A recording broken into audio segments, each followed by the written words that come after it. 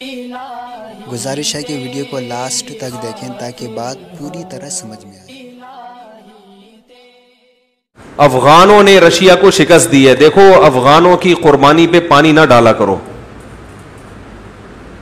افغانوں نے بہت بڑی جنگ لڑی ہے سوویت یونین سے. رشیا نے مختلف ریاستوں کو نگلنا شروع کیا تھا. ازبکستان کھا گیا, آذربائیجان کو بھی کھا گیا. وہاں کے مسلمان نہیں ٹھہر سکے اس کے سامنے. بہت طاقتور تھا, بہت ظلم کیا اس نے. اسی نیت سے آیا وہ افغانستان.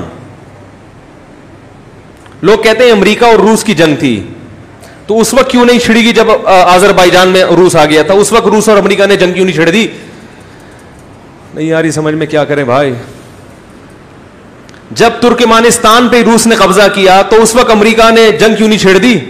رشیا کے مقابلے میں کیوں نہیں آ گیا؟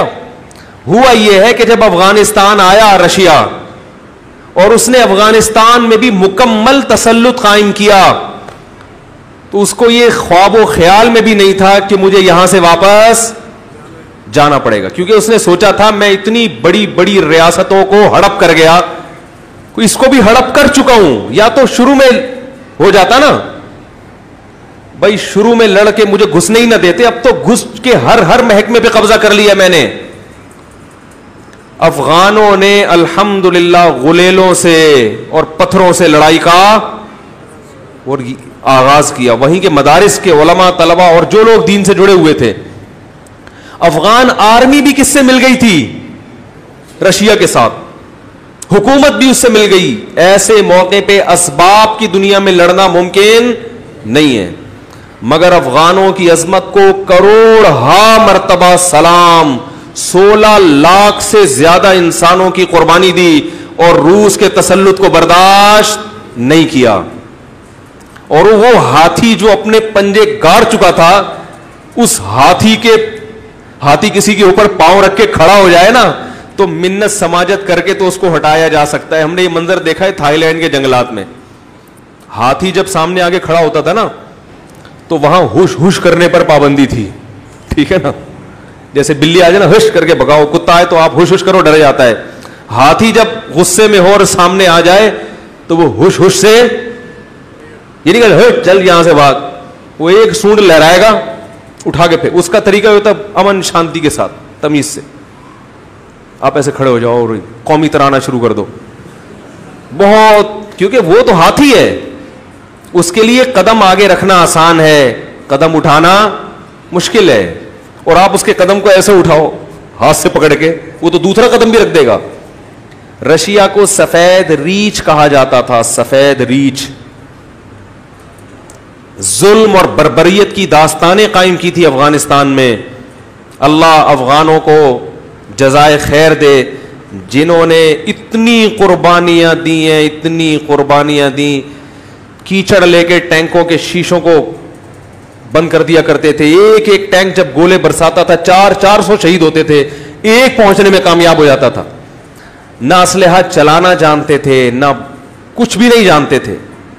غلیلوں سے, ڈنڈوں سے وہ جانتے تھے. انہوں نے کہا کہ ہم خدا کے وجود کا انکار کرنے والا اس کو اپنے ملک میں برداشت نہیں کریں گے. یہ تو اللہ کا منکر ہے. میں یہاں پاکستان میں ایسے چرسیوں سے بھی ملا ہوں جو چرس پیتے ہیں مگر وہ روس کے دور میں لڑے ہم. میں نے کہا یار تم تو چرس بھی پی رہے ہو, لڑ بھی رہے ہو, یہ کیا ہے بھائی؟ وہ ایک آدمی اس سینما گھر کی لائن میں کھڑا ہوا, کہہ رہے ٹکٹ دو. کیوں بھائی؟ کہہ رہے مجھے نماز کی دیر ہو رہی ہے, جلدی دو بھائی. بولے یار نماز کی دیر بھی ہو رہی ہے, فلم بھی دیکھ رہا ہے. تو میں نے کہا یہ چرس بھی چل رہی ہے اور تم کو, ہم نے ادھر اس وقت بھی پیتے تھے. کہہ رہے مورچے میں بیٹھ کے پیتا تھا اس وقت.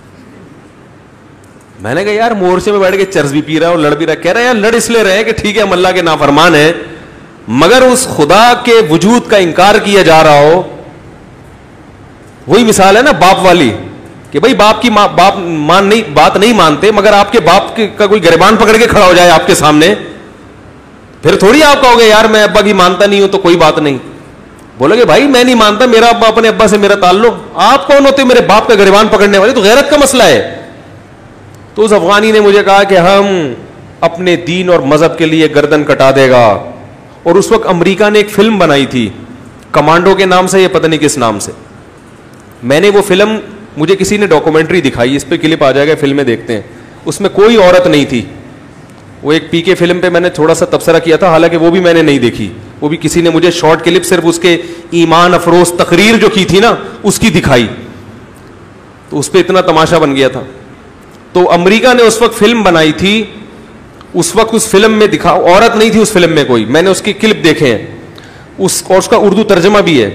تو اس وقت وہ ایک امریکی جرنیل کو ڈاکومنٹری بنائی نا, جرنیل کو رشین نے پکڑ لیا کہ تم یہاں, وہ آیا تھا اپنے کسی فوجی کو چھڑانے یا کوئی صحافی کو چھڑانے کے لیے, تو اس وقت اس نے کہا کہ تم جس, امریکی کہہ رہا ہے رشین سے, کہ تم جس قوم سے لڑ رہے ہو وہ قوم سر کٹانا جانتی ہے, سر جھکانا کم. کیسے امریکہ ان کے فضائل بیان کر رہا تھا یار, دیکھو.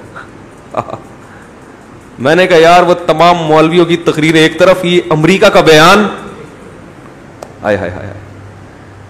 اور سنا وہ فلم ان کے سینما گھروں میں دکھائی گئی کہ امریکی کمانڈر کہہ رہا ہے کہ تم جس قوم سے لڑ رہے ہو وہ قوم سر کٹانا جانتی ہے, سر جھکانا. آج یہ سارا کریڈٹ جو لبرل لوگ ہیں نا, جو جہاد کو نہیں مانتے, وہ سارا کریڈٹ کس کو دے دیتے ہیں, یہ تو امریکہ کی جنگ تھی, روس کی جنگ تھی, یہ تو یہ تھا. ٹھیک ہے امریکہ نے مدد کی ہے, مگر امریکہ نے جب دیکھا کہ یہ افغان کھڑے ہو گئے ہیں اور رشیا کے بس میں ان سے نمٹنا نہیں ہے, ہارے گا, پھر انہوں نے کہا چلو انگلی کٹا کے ہم بھی شہیدوں میں نام لکھیں, کیونکہ رشیا سے تو سبھی خوار کھا رہے تھے نا, امریکہ بھی پریشان تھا رشیا سے جس طرح وہ پھیلتا جا رہا تھا. پھر تو سب نے مدد کی ان کی, پاکستان نے بھی کی اور سعودیہ نے بھی کی, سارے ملک اکٹھے ہو گئے. اور لیکن وہ آخر میں ہوا ہے, اصل تو جنگ کس نے لڑی. اور دوسری بات, اگر کوئی مدد کر بھی رہا تھا تو جان کون پیش کر رہا تھا؟ بھائی میرا کوئی دشمن ہو, آپ میرے دشمن سے لڑ رہے ہو, اسلحہ میں دے رہا ہوں, لیکن جان پہ کون کھیل رہا ہے؟ اسلحہ دینے والے کی قربانی نہیں ہوتی, قربانی اس کی ہوتی ہے جو اسلحہ لے کے سامنے لڑ رہا ہوتا ہے. تو اس لیے یہ افغانوں کی قربانی تھی جنہوں نے رشیا کے ٹکڑے کیے اور پھر اس کے پاؤں کو اکھاڑ کے جو پھینکا ہے. اگر یہ جنیوا معاہدہ نہ ہوتا تو افغانستان رشین آرمی کا قبرستان بنتا, ہم ازبکستان نہ جاتے, ہم رشین کے ہول سیل کے حساب سے قبریں دیکھنے کے لیے کہاں جاتے؟ افغانستان. امریکہ بڑا سمجھدار تھا, اسی لیے اس نے افغانستان میں وہ طریقہ اختیار نہیں کیا جو کس نے کیا؟ اس نے آ کے الیکشن کروا کے پٹھانوں کی حکومت ہی بنائی. ٹھیک ہے جو مرضی سیاست کی اس نے, لیکن اس نے کہا پنگے بازی, ٹھیک ہے نا, ڈائریکٹ اس طرح سی پنگے بازی صحت کے لیے نقصان دہ.